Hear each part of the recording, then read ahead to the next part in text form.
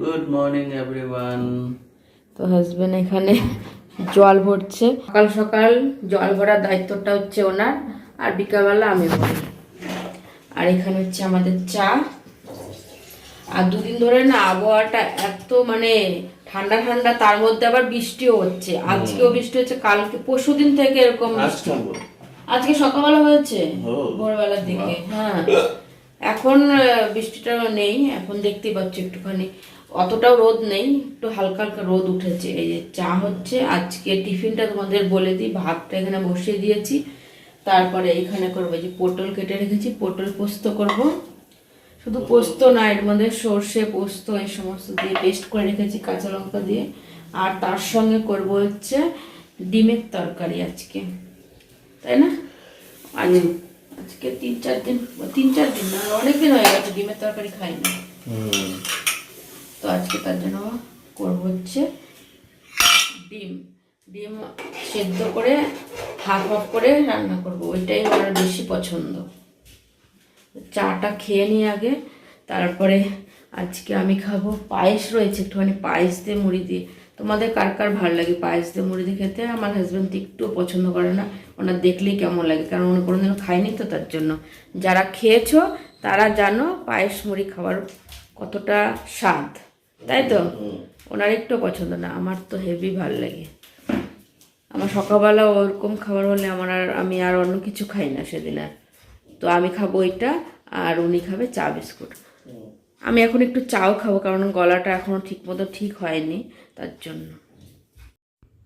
তো এখানে পটল পোস্তটা হয়ে গেছে, সে তোমাদের দেখালে আমি মশলাটা। এখানে শুধু পোস্ত না, এখানে সর্ষেও আছে।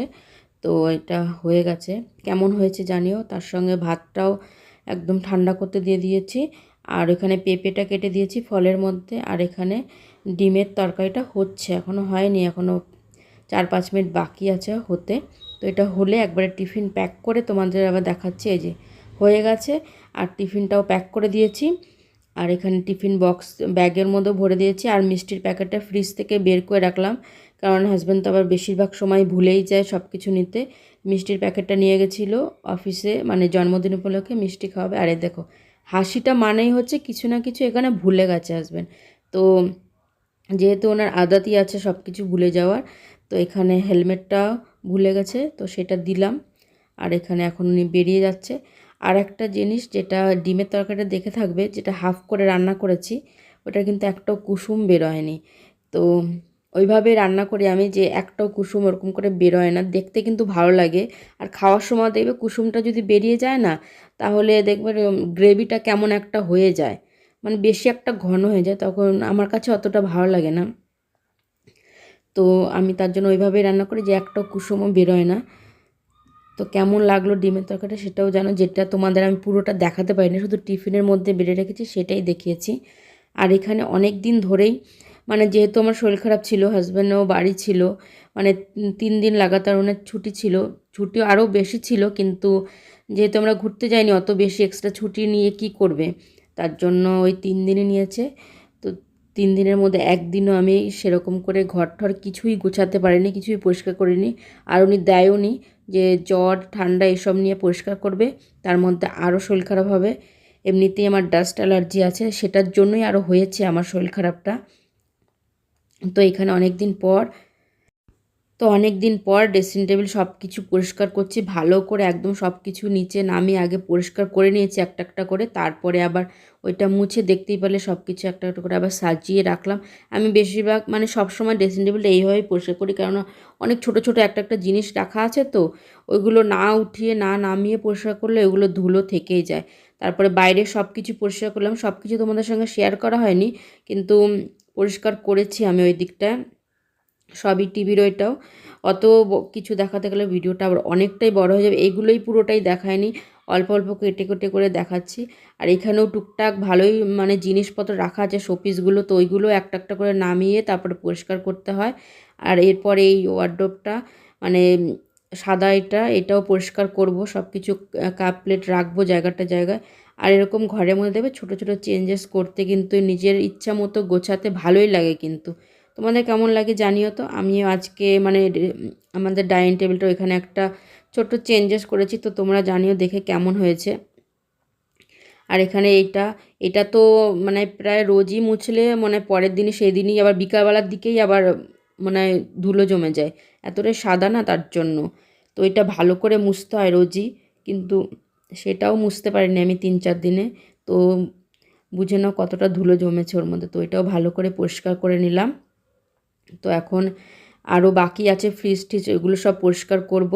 তারপরে এই যে টেবিলের এই ছোট্ট একটা গাছ, এটা মানে দিওয়ালিতে সবার জন্য কিনেছিলাম, তো সেখান থেকে আমার জন্য একটা রেখেছিলাম।